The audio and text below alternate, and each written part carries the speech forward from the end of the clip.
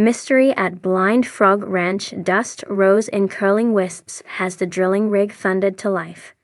The sharp scent of diesel hung in the air, mingling with the dry, sun-baked aroma of Utah's Uinta Basin. Shadows crept across the rugged terrain of Blind Frog Ranch, cast by cottonwoods and broken sandstone ridges. It was early afternoon, and the July heat pressed down like an invisible weight. The ground cracked beneath boot soles, sun-crusted and brittle. The crew moved with the rhythm of routine, tightening bolts, checking gauges, wiping sweat from foreheads. The mission was clear: expand Shaft 5 and follow a promising magnetic anomaly detected beneath the northern ravine. Geologists had flagged it weeks ago. Anomalous readings, possibly linked to a network of subterranean caverns rumored to contain precious metals. But as always with Blind Frog Ranch, every dig unearthed more questions than answers. At 47 feet, the drill hit resistance. Not rock, not metal, something else. The bit groaned, then stalled. Alarms blinked red on the control panel. Instruments trembled. Seismic sensors recorded subtle vibrations, rhythmic, unnatural, as if the earth was responding. The crew gathered, exchanging glances. A few stepped back instinctively. No one spoke. The sound of silence was broken only by the ticking of cooling metal. Manual excavation followed. Shovels scraped against packed clay and ancient sediment.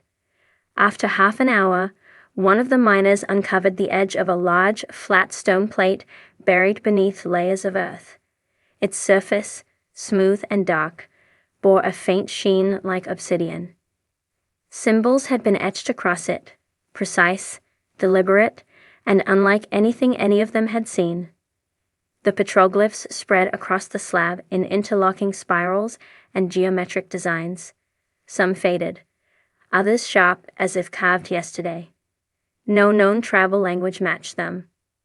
The patterns seemed almost mathematical, looping in fractals and nested arrays. A thin channel ran along the stone's border, as though it had once held liquid.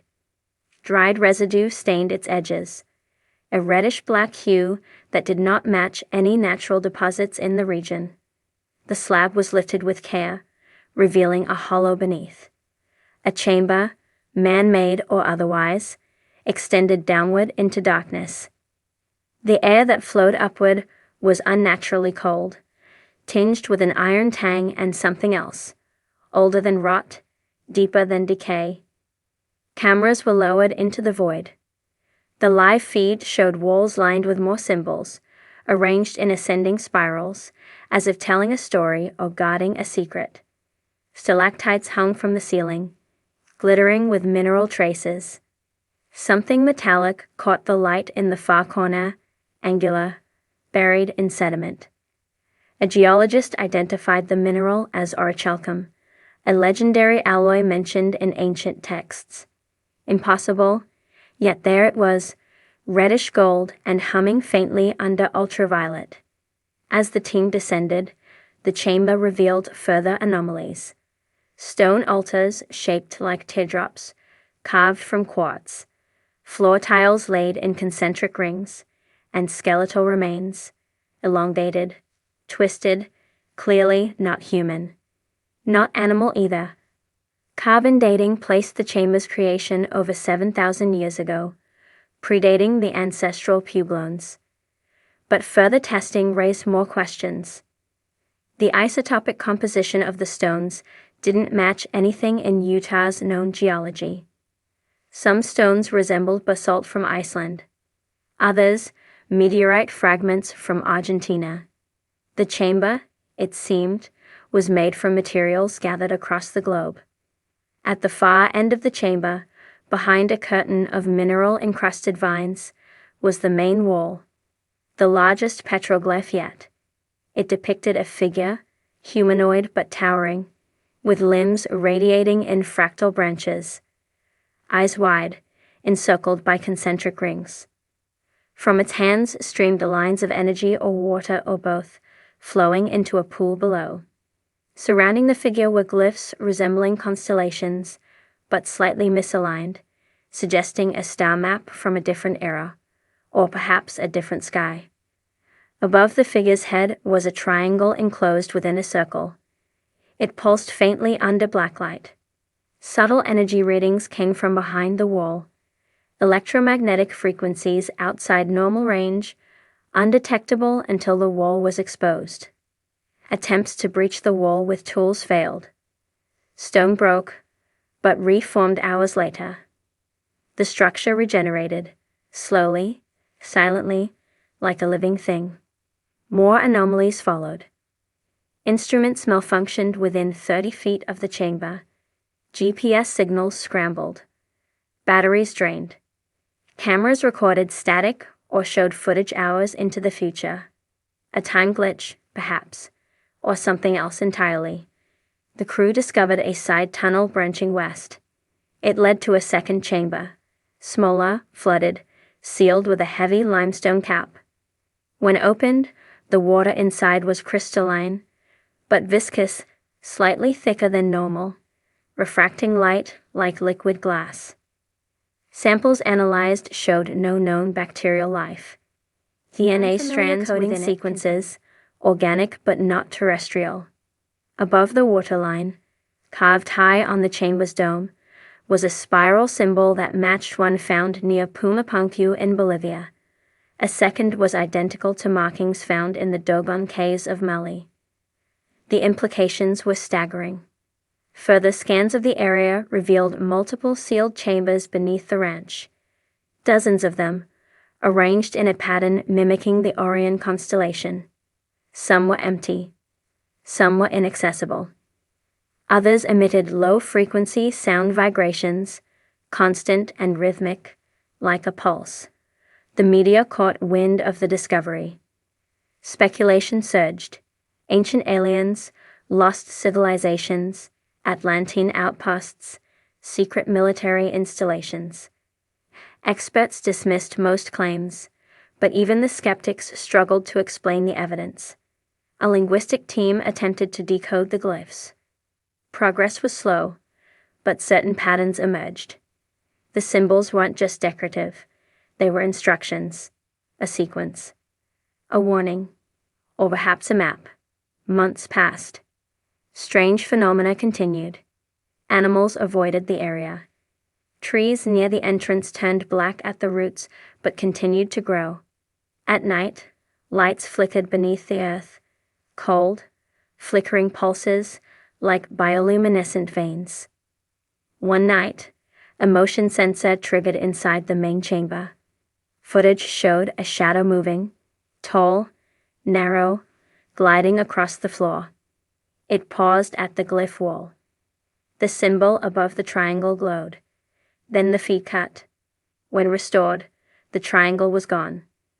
The wall was smooth again, clean, as if nothing had ever been carved there. But something had changed. The chamber no longer read as empty. Instruments picked up faint vibrations, low, rhythmic beats, like a distant heart. And a new symbol had appeared on the chamber ceiling, etched in perfect alignment with true north. A spiral inside a circle, inside a square. The crew sealed the site, unsure of what they had awakened. A perimeter was established. Research continued, but cautiously. The sun hung low over the Uinta Basin, casting long, golden fingers across the red rock ridges and cottonwood groves of Blind Frog Ranch. Heat shimmered off the ground as if the very earth breathed in the midday silence. Diesel fumes lingered in the air, mixing with the mineral scent of unsettled soil. A mechanical hum pulsed beneath it all, steady and deliberate, the sound of men drilling into secrets buried far too long. Shaft 7 had been dormant for years. Today it stirred again.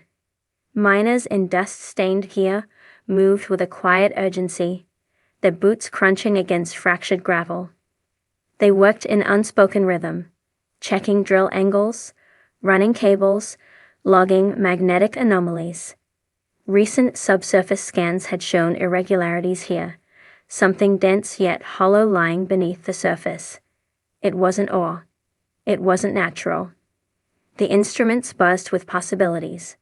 Just before noon, the bit struck resistance.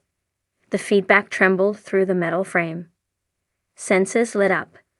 Unexpected frequencies, a harmonic anomaly. The drill slowed, then whined in protest. It wasn't hitting stone. It was something else. The team shut it down. Tools shifted to manual. Pickaxes met packed sediment. After hours of digging and sifting, the first shape appeared. A hard, dark slab, buried at a perfect angle, smooth on every edge. A stone, not of the local geology. Basalt, maybe. But polished, intentional. More of it emerged as the soil fell away. It was massive, 5 feet wide, 3 tall, and engraved with markings along every inch. Spirals, angular cuts, serpent-like curves, and interlocking geometric forms flowed across the surface. No words, no faces. Just patterns, so deliberate, they felt alive. Sunlight fell across the engravings, and the shadows shifted. Some glyphs seemed to move. Illusions of motion rippled across the slab as if light itself was deciphering the symbols. Round penetrating radar revealed an air pocket beneath the slab. Hollow space. 10 feet down, the team reinforced the shaft. Tension hung thick in the air. Beneath the ancient stone, a chamber waited. As the slab was lifted, a hiss of pressure escaped. Cold air spilled out, unnaturally cold, sharp with a metallic tang. A black void gaped beneath. The first drone descended slowly, camera blinking as it passed into the dark. Signals flickered, distorted. The live feed stuttered, then stabilized. Stone walls emerged in the glow, smooth, curved, engraved from floor to ceiling. More petroglyphs spiraled upward, some crusted with mineral salts, others fresh as if carved yesterday. The drone panned across a chamber 20 feet wide, domed and dry. Dust floated in still air, undisturbed for millennia. In the center, a low dais of carved quartz stood untouched.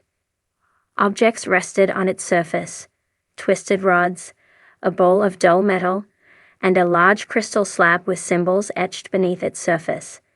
They pulsed faintly in infrared.